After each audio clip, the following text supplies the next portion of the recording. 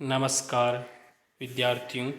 आज हम राजस्थान इतिहास में राजस्थान की सभ्यताओं से प्रश्नोत्तर में प्रश्न नंबर 36 से अध्ययन करेंगे।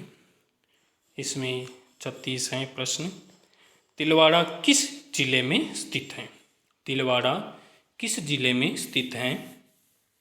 उत्तर है बाड़मेर जिले में।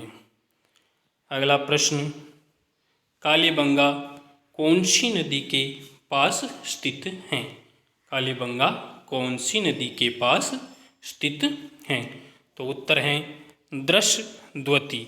इसमें श डबल लिख दिया है, कोई बात नहीं। दृशद्वती और सरस्वती नदी, इनमें हनुमानगढ़ जिले में गग्गर नदी के किनारे स्थित कालीबंगा प्रमुख हैं।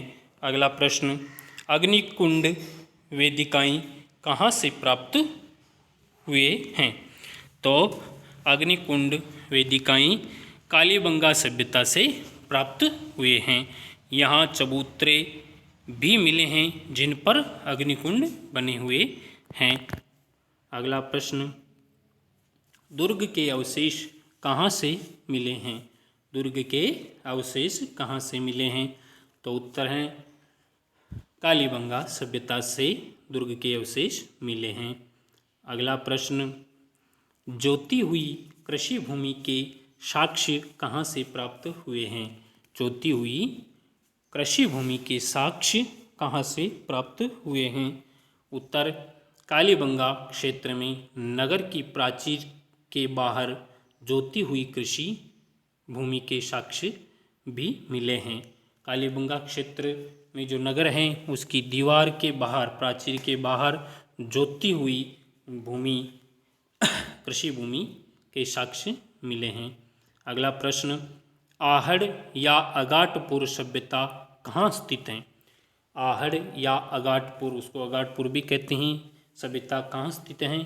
तो उदयपुर के पूर्व में आहड़, जिसे आयड़ नदी भी कहते हैं, आयड़ बेड़च नदी के किनारे दो टीले दिखाई देते हैं जिनको स्थानीय लोग धूलकोट भी कहते हैं।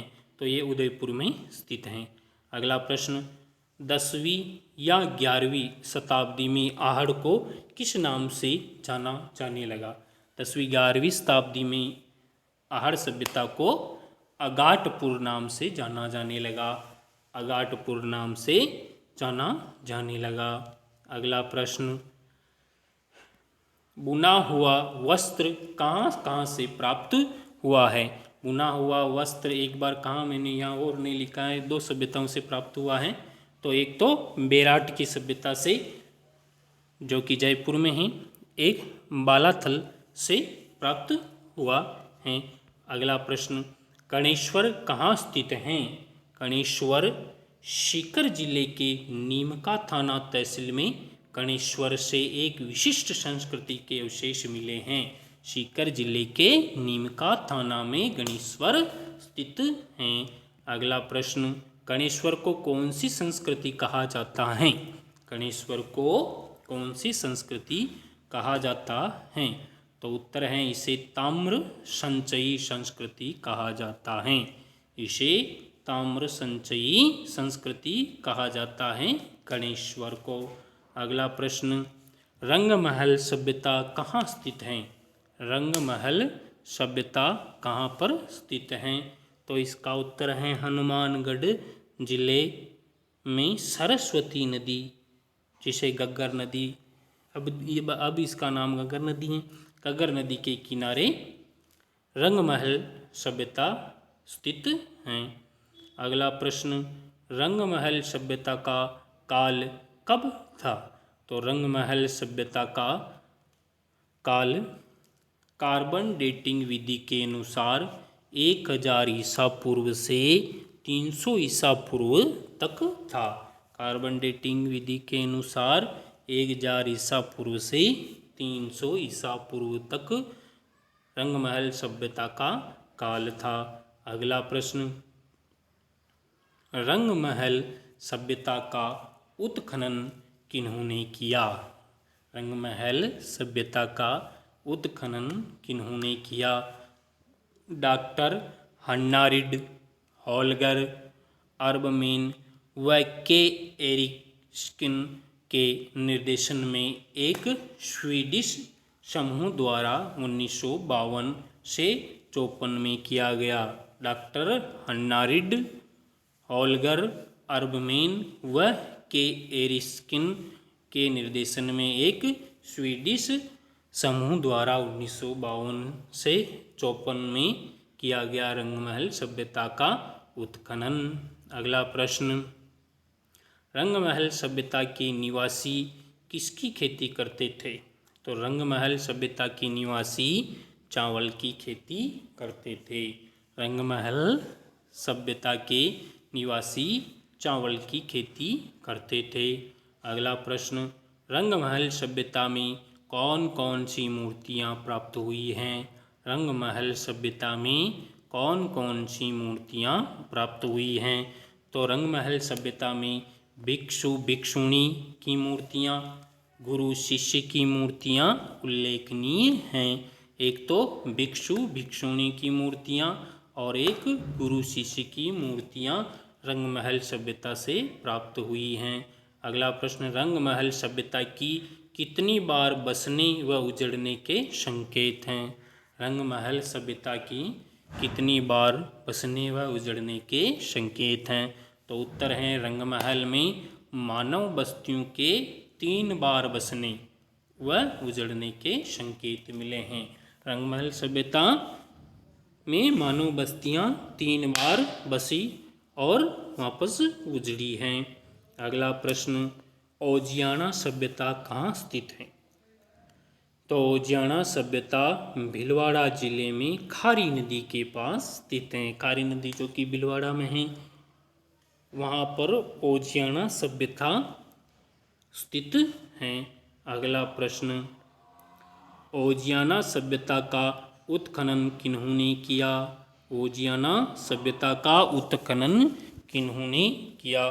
तो औजियाना सभ्यता का उत्खनन किया है वर्ष 1999 से 2000 में B.R. मिश्रा व आलोक त्रिपाठी के द्वारा किया गया। औजियाना सभ्यता का उत्खनन वर्ष 1999 से 2000 में B.R. मिश्रा व आलोक त्रिपाठी के द्वारा किया गया था। अगला प्रश्न, औजियाना सभ्यता से कौन सी मूर्ति प्राप्त हुई है? औजियाना सभ्यता से कौन सी मूर्ति प्राप्त हुई हैं? तो इसका उत्तर है, यहाँ से प्राप्त पुरातात्विक सामग्री में वृषभ व गाय की मृण मूर्तियाँ पाई गई हैं।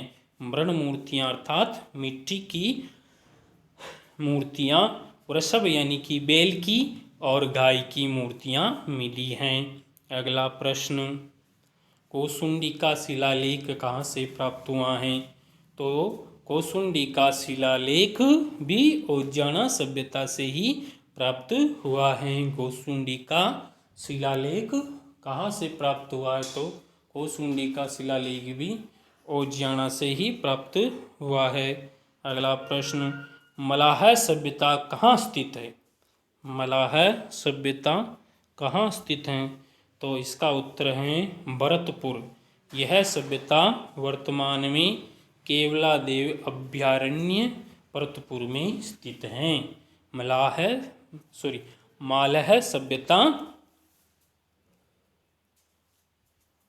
इसका नाम मालह सभ्यता नहीं है, इसका नाम मलाह सभ्यता है। ये जो मलाह सभ्यता है वो इसका सही नाम है मैलाह। ये भरतपुर में स्थित हैं। इसमें थोड़ा प्रिंट मिस्टेक हो गई।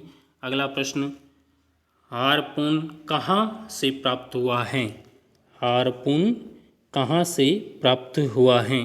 तो ये मलाह सभ्यता भरतपुर से प्राप्त हुआ है। मछली अथवा बड़े आकार के जानवरों को मारने के लिए ये काम में लिया जाता था। अगला प्रश्न, जोधपुरा सभ्यता कहाँ स्थित है? तो कोटपुतली जयपुर के जोधपुरा में साबी नदी के किनारे, कोटपुतली जयपुर के जोधपुरा नामक गांव में साबी नदी के किनारे जोधपुरा सभ्यता स्थित है। अगला प्रश्न, हस्तकुठार कहाँ का हथियार था? हस्तकुठार बागोर सभ्यता का हथियार था। अगला प्रश्न, अंतिम प्रश्न आज का, नगर सभ्यता कहाँ पर स्थित है? नगर सभ्यता टोंक जिले में स्थित है। नगर सभ्यता टोंक